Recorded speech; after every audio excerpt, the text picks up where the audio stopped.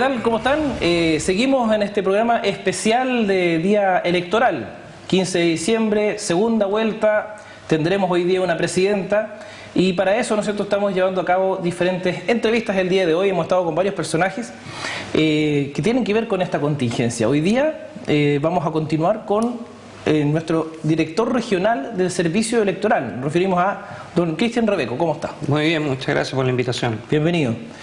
Vamos a empezar, don Cristian, con una cosa que tiene que ver con el desmitificar quizá la labor del CERVEL.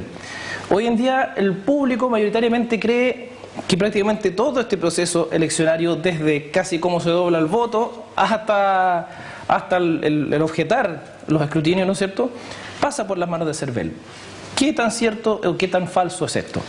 Bueno, el servicio electoral es un organismo del Estado que cumple la función de organizar el proceso electoral. Pero junto con el servicio electoral hay varios entes que trabajan en el mismo tema. Por un lado tenemos las juntas electorales, que en esta región son 14, y el Tribunal Electoral Regional, el TER, que es el órgano al cual se llevan los reclamos por el ámbito de la normativa electoral. Entonces, en un principio, el servicio es el que organiza efectivamente la elección.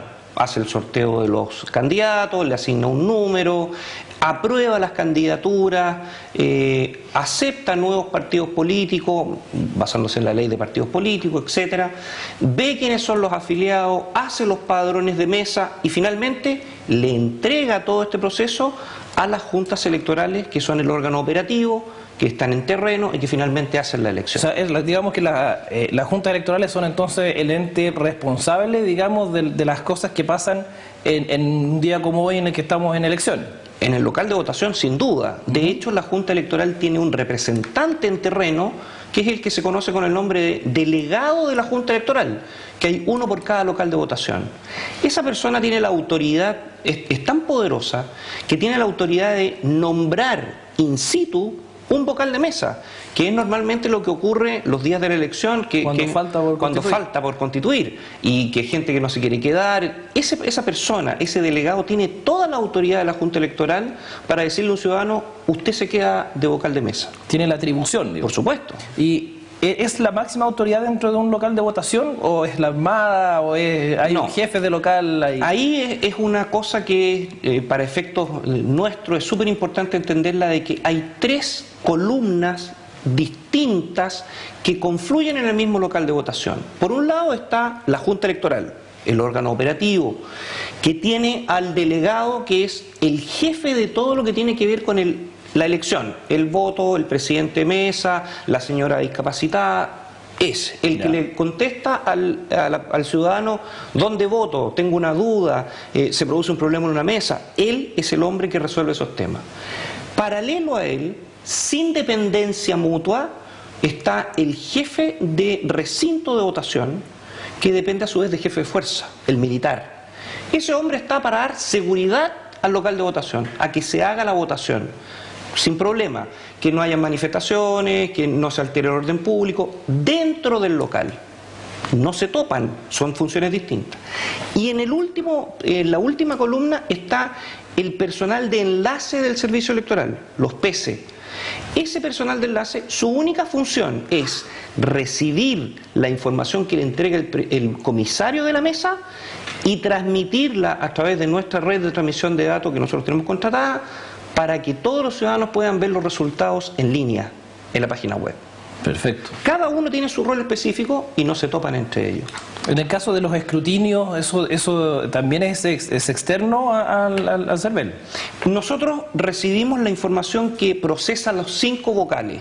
Esa información va a un acta, esa acta se nos pasa a nosotros a través de nuestro personal de enlace en terreno, quien lo toma, lo digitan y lo mandan directamente a un centro de cómputo que está en Santiago, que es el único ente autorizado a dar la información de cuántos votos hay por candidata.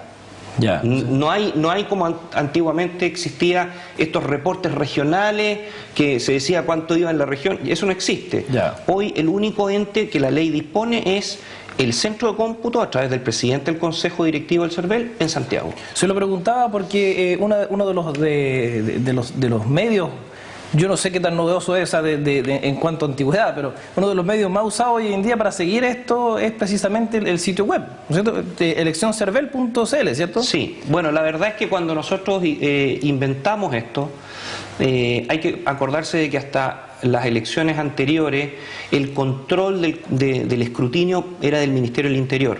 Ellos tenían su propio mecanismo y hacían reportes regionales y todo. Y era quien salía cada cierto rato. Cada cierto rato el subsecretario. Lo hacían bastante bien por lo demás.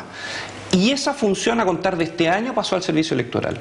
Y nosotros tuvimos que tomar la decisión si lo hacíamos de esa misma forma o nos avanzábamos un paso más en esto de la tecnología y nos dedicábamos a entregar la información solamente a través de la página web.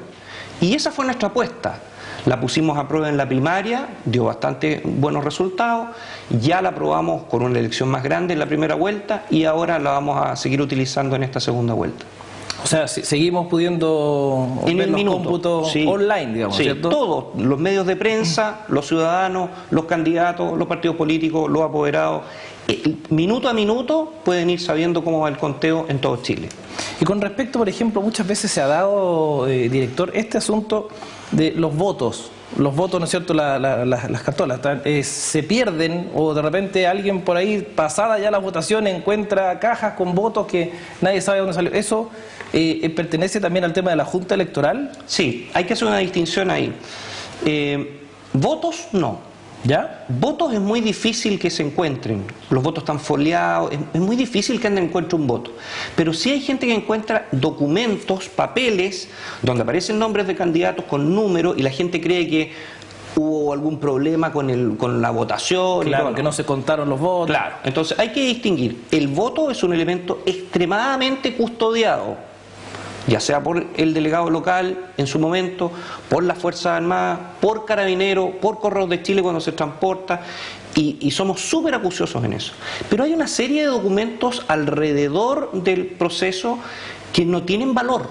Por ejemplo, cuando la mesa hace el conteo inicial, hay un formulario que se llama el acta de escrutinio, que es el formulario 39, que solamente sirve como borrador, para que los vocales lo utilicen, en vez de usar un papel blanco, viene con los nombres, les ahorramos el trabajo.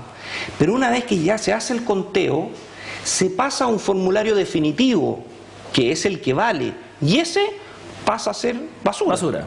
Entonces, en muchos locales de votación, al término de la elección, aparecen cientos de formularios 39 que de repente me llaman a mí para decirme, oiga, aquí hay un problema, se encontró este, y la verdad es que ese papel no tiene ninguna importancia. De hecho, cuando la mesa termina, lo ideal es que lo publique dentro del local de votación para que la gente pueda ver el detalle.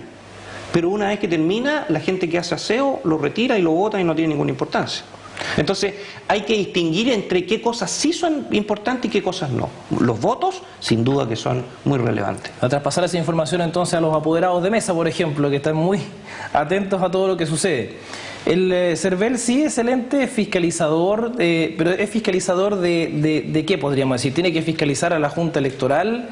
Correcto. ¿Tiene que fiscalizar solamente a ellos o también hay un tema más amplio respecto de los otros que intervienen en el proceso? A ver, en general hay que entender de que la Junta es como órgano autónomo, es gente que tiene mucha experiencia, por lo tanto hace su trabajo bastante bien.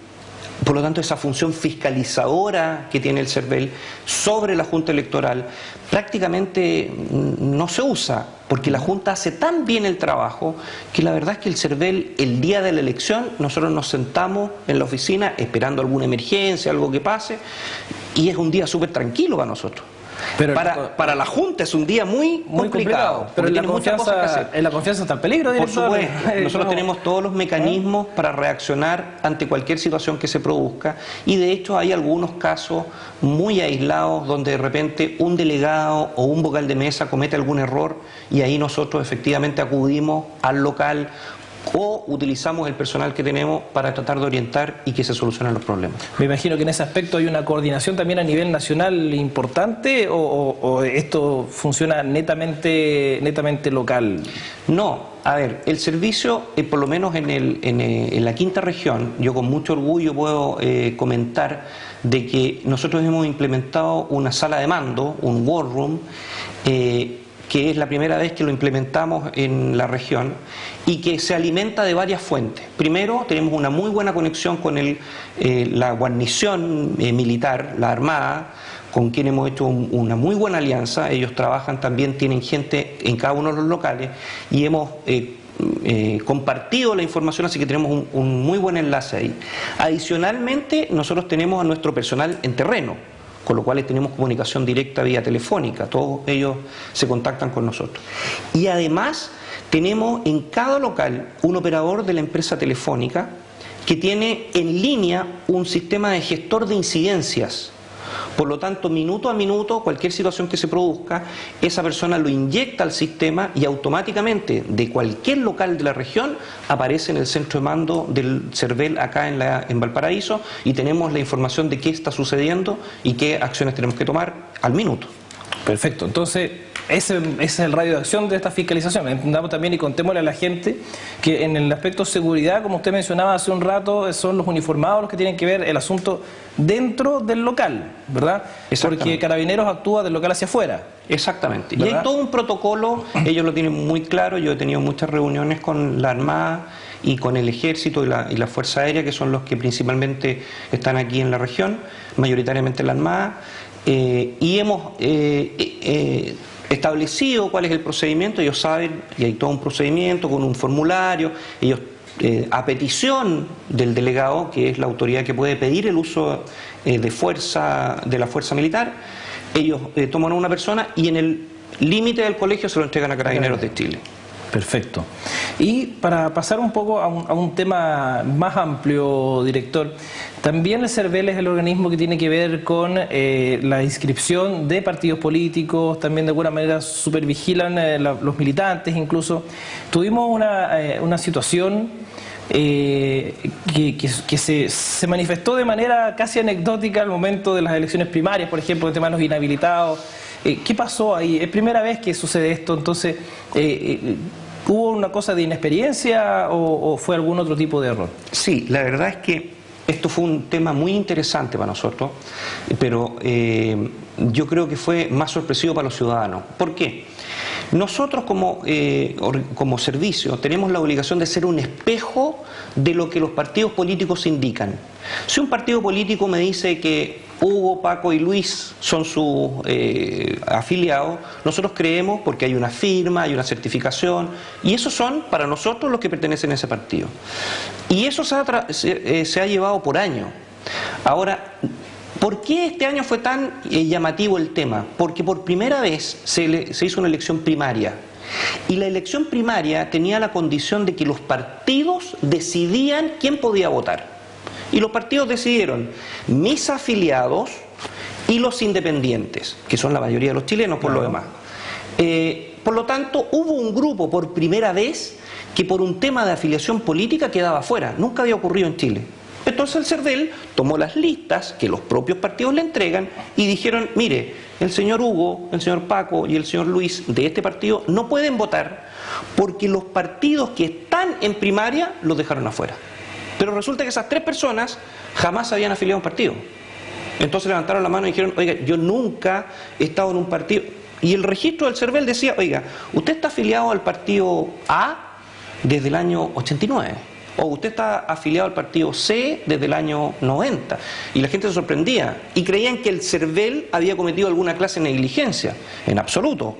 Lo que ocurría es que la gente, por alguna razón, firmó en alguna apoyo a alguna protección de algún animal, alguna rechazo a alguna hidroeléctrica. Alguna iniciativa ciudadana. Claro, y ellos de buena fe firmaron y terminaron estando afiliados en un partido. Terminaron firmando la fecha de afiliación a un partido X. Claro, o más cercano al tema. ¿Usted está de acuerdo con que esta persona sea candidato? Sí, estoy de acuerdo, pero ella estaba de acuerdo con que la persona fuera candidato, pero no pertenecer a ese nuevo partido, y terminó dentro de ese partido. Entonces, esto fue muy bueno porque transparentó el sistema, pero también dejó en evidencia algunos vicios que el sistema tenía, que no es el único por lo demás. O sea, ya también ha sido bastante conocido el tema de la gente que está fallecida, que están dentro del padrón electoral. Entonces también la gente de repente me dice a mí, oiga, ¿por qué no los sacan? porque por ley el servicio electoral, lo mismo que ocurre con los partidos, tiene que creerle a las fuentes que le proporcionan los nombres: registro civil, extranjería, policía de investigaciones, los partidos políticos. Entonces, si a mí alguien no me dice que una persona ha fallecido, aun cuando es de público notorio conocimiento de que algunas personas están fallecidas, yo no lo puedo sacar de oficio.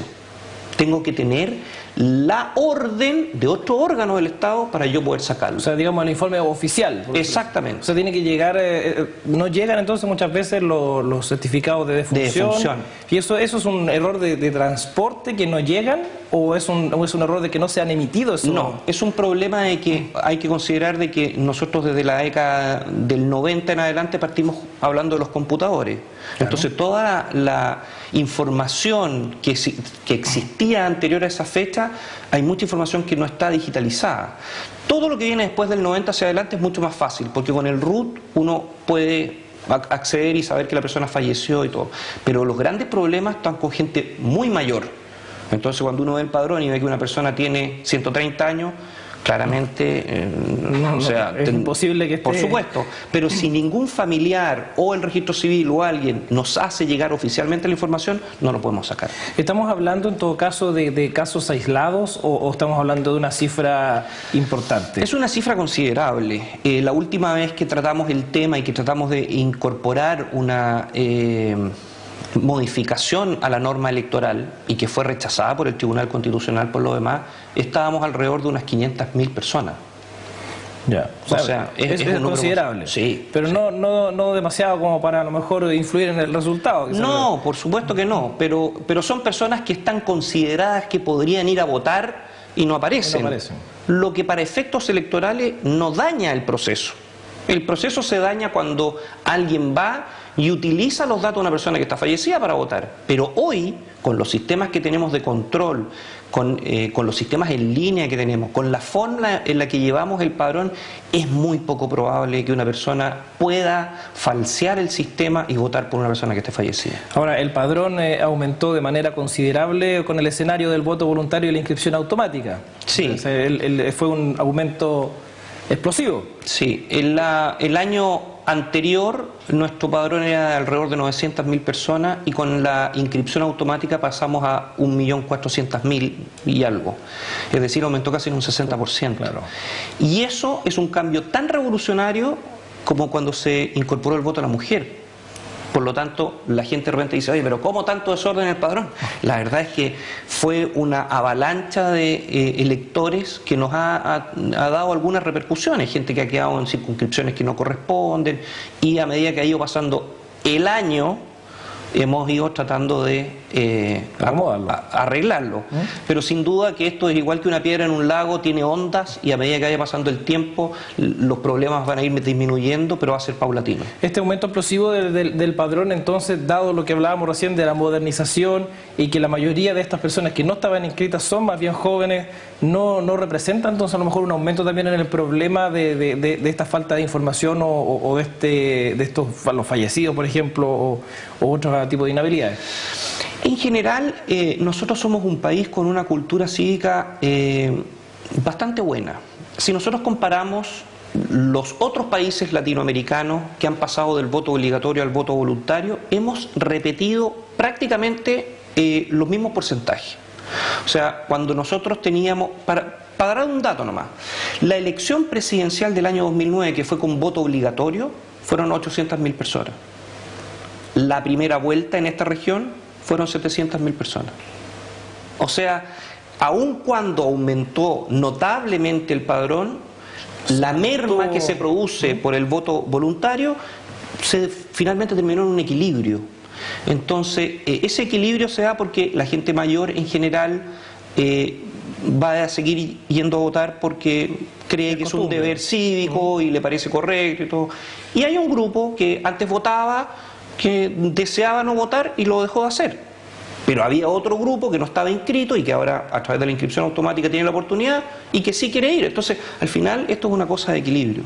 Están votando casi los mismos, ¿no? Perfecto. Y con respecto también, por ejemplo, hablando del tema padrón, está esta anécdota que se dio con la persona que subió la foto del carnet de una persona.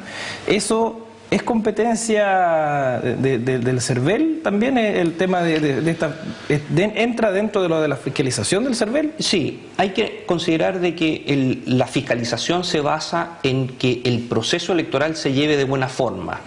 Bajo ese prisma, la persona afectada en este caso pudo votar, por lo tanto se escapa de un problema electoral. Y de hecho la norma electoral, si uno la busca, en ninguna parte aparece una sanción a alguien que le saque una fotografía, un carnet de identidad. Sí que le saque la foto a un voto, porque claro, se presume por hecho. O sea, por ese lado la norma electoral está cubierta. Pero esto es una cosa, a mí me van a perdonar las personas que nos están viendo, pero casi es sentido común. Por lo tanto, esos casos, todos esos casos que se podrían producir, porque también podríamos decir, el vocal de mesa no puede golpear al elector, o el vocal de mesa no le puede tirar el voto al elector. Todas esas cosas que son de sentido común no pueden estar incluidas en la norma, porque si no sería una ley gigante. Claro. Entonces hay cosas que se dan por asumidas, por conocidas. Y esto, aquí no hay un problema en el voto, en que se haya votado o no. Hay un problema en un daño moral a una persona, y ahí entramos en otro ámbito, que no es electoral. O sea, CERVEL no podría hacer instaurar una sanción, por ejemplo, contra este vocal de mesa. Lo que pasa es que yo solamente puedo sancionar a alguien si es que esa sanción existe al momento que se produce la falta. No puedo sancionarlo retroactivamente. Por lo tanto, no está tipificado en la norma electoral sancionar a alguien por sacarle una foto a un carnet. Bien. Director, le quiero hacer, estamos en el tiempo ya prácticamente. ¿Hay algo que tengamos que hacerle saber a nuestros televidentes acerca de la legislación respecto del proceso eleccionario, digamos como para que no vayan a cometer alguna clase de error o para evitar alguna clase de problema? Bueno, el voto, como todos saben, es secreto. Eso es una situación que está constitucionalmente protegida. No se puede decir por quién uno vota, por lo tanto eso no ha cambiado. Segundo, los votos nulos son aquellos que el elector marca más de una preferencia. Si marca una sola y además de eso escribe su nombre, otras tendencias, lo que quiera, un dibujo y otros chilenismos que conocemos, los electores son muy creativos, no afectan al voto. Perfecto.